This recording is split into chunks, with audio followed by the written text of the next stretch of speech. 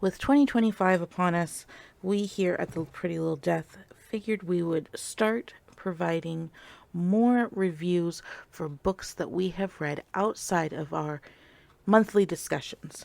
So, without further ado, I am your critic, Christina Lynn, and I am going to tell you today about All's Fair and Ruts and Heats, a dark Omegaverse novel by Nicole Goldstein. This is a book that I found through a Stuff Your Kindle Day. It is available on Kindle. I don't know if it's available on Libby or anything like that, but it is not a Kindle Unlimited read. So if that is something that you are looking for, unfortunately, this is a very good read, and I highly recommend it, but it is not available through the Prime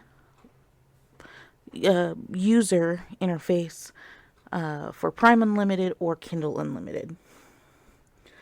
I found it by accident when I got it through a Stuff Your Kindle Day. And as you know, if you've listened to our podcast with any regularity, you know that I am very much into dark romances, and this hit a lot of the points that I look for in a good book. It is 304 pages long. It is definitely not a younger read. This is dealing with some heavy stuff. It is an Omegaverse read, so if that is something you're interested in, this is going to be right up your alley. If it's not, I totally understand. The bestie doesn't like Omegaverse reads either. What is this, though? So, this follows technically 3 people, but we only really deal with 2. It has our female main character named Ari, who is dealing with the loss of her parents. They were killed in a car crash, and she was sent into the foster care system. As she becomes older, she realizes that, of course, she's an Omega, because what good Omegaverse story would not have an Omega in it, right?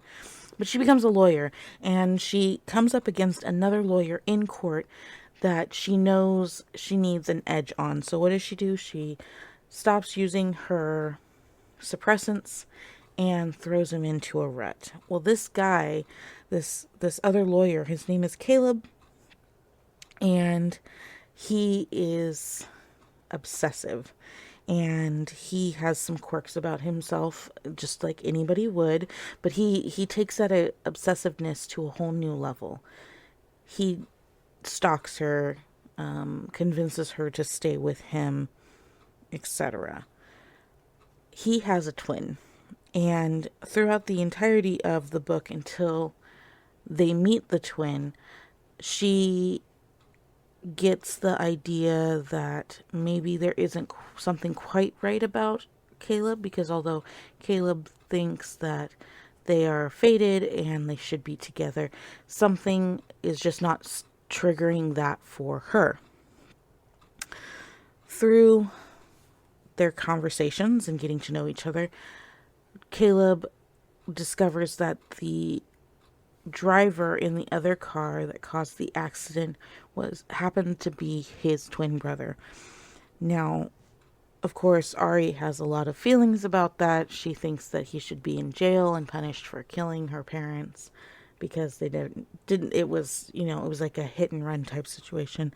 Kind of find out the twin is actually in a coma and has been for the last 15 years. So there's a myriad of things that go through in this story that I think a lot of people would ultimately enjoy, but it is a very difficult subject matter towards the end, because although Caleb knows that she's his soulmate, Ari knows that he is not, because she is actually mated to his twin, and there's nothing she can do about it because his twin is in a coma. So part of Caleb's obsessive behavior stems from the fact that he was never wanted by his family, and they always looked at him as the lesser of the 2 twins. So he is striving for a sense of belonging and love from people around him that he just can't find. If you want to cry, I definitely suggest this story. It does not end how I expected it to. I was kind of upset it did end how it did, but I still give this story, out of a 5-star system, 4.5 stars. That's pretty big coming from me, considering it is written in first person point of view, but the writing is just that gripping that I couldn't see giving it a lower star. That story again was All's Fair in Heats and Ruts by Nicole Goldstein. Our next story that I highly recommend this month is, let me pull it up. It is a BDSM dark romance. You can find it on Kindle. At least I had it on Kindle. Yes, you can find it on Kindle. It is a Kindle Unlimited read. It is not a Prime Unlimited read. I got it through a Stuff Your Kindle Day, and what is it about? So, we have our two characters. It is about Emma and Aiden. Aiden is part of a specific club that deals with BDSM tendencies. He's got a lot of trust issues when it comes to women that he has dealt with before, and that becomes a huge part of this story. Emma is a down on her luck older sister who is taking care of her 16-year-old sister who has no money and decides to sell herself at the monthly BDSM auction. For whatever this gentleman pays for a weekend, he will get her attention, her soul, focus, everything. She'll stay with him, do whatever he wants, yada, yada, yada. In the 352 pages that this story ran, it only became tiresome maybe once or twice for me. Most of what happens in a lot of these stories could be taken care of with good communication. And of course, it's not a story if there isn't good communication, it seems like. So everything just falls apart. And ultimately, she ends up being stolen at some part in their relationship. She goes missing by this stalker that she has. He kidnaps her. And of course, our main male character comes in and saves the day. Basically, it's a imbalance of power all the way around in this story, not just in the BDSM aspect, but in the fact that she is poor, he is not. She has the thing that he wants, which is ultimately a relationship, even though he wasn't looking for one, and she has responsibilities outside of their relationship that she needs to take care of. That makes it very difficult for her to just easily hand over the reins of their relationship to him. All of that creates issues. All of it could be simply taken care of with talking, but, that's not the world we live in our fantasy genres at this point. This was published in September of 22, so it is, I guess, an older book for the amount of books that are put out, but it was actually worth my time. Goodreads gives it 4 stars out of 5. I will actually give it 3. It's not poignant literature. There's no real nuance to it. It's a dirty story. It's definitely worth the time to read a dirty story if you're into this kind of stuff.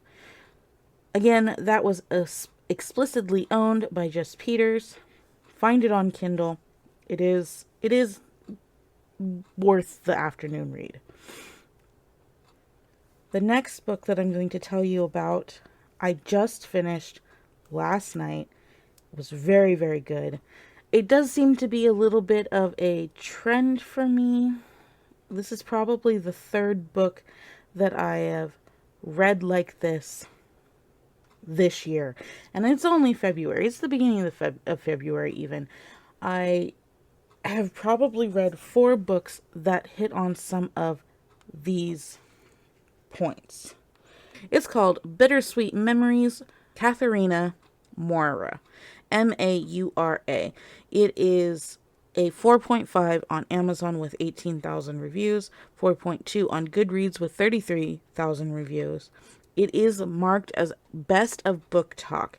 It was published in July of 22. It's 440 pages long, and it's actually a very good length for this story. We have Alana, who is our main character, our female main character, who meets someone at the funeral of her mother.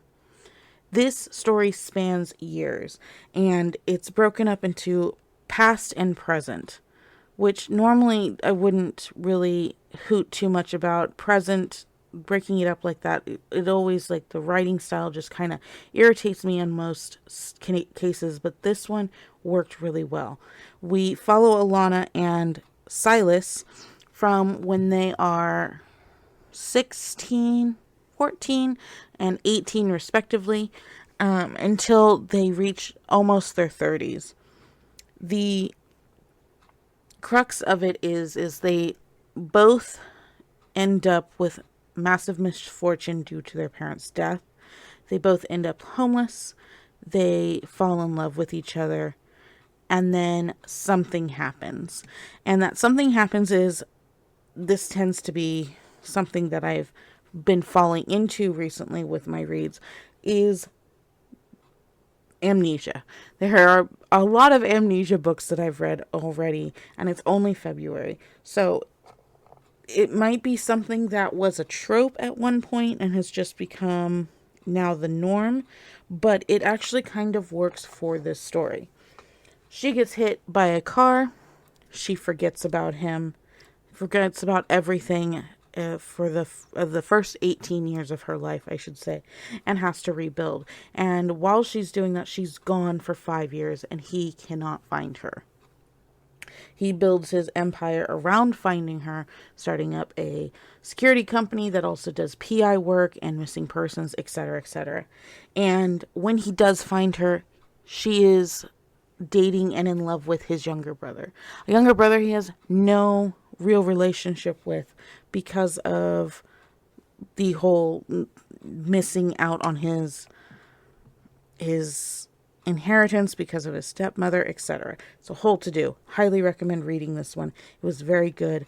The twists and turns that both of them make to try and justify their actions, because she doesn't remember him. He knows everything about her, but he can't really influence her past memories, otherwise she'll never get them back, kind of thing.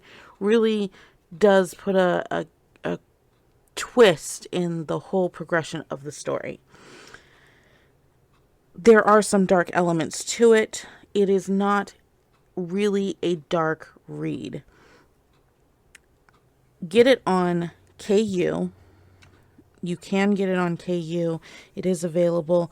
It is also available as an audiobook, it says. I'm not sure. I don't really listen to a lot of audiobooks unless they're for free on, like, Google or Spotify, etc. But you can also get a paperback. It is an older book by standards, but it is well worth your time. I actually agree with the Amazon and Goodreads ratings. I give it 4 stars out of 5. It was not bad. We're going to start posting these little mini episodes every once in a while. They're only available on the podcast format. So if this is something you'd like to hear more of, please leave us a comment. Please give us a review, and please share it with your fellow book readers. Can't get enough of The Pretty Little Death? Join our subscriber-only episodes and get the post show available only on Apple Podcasts.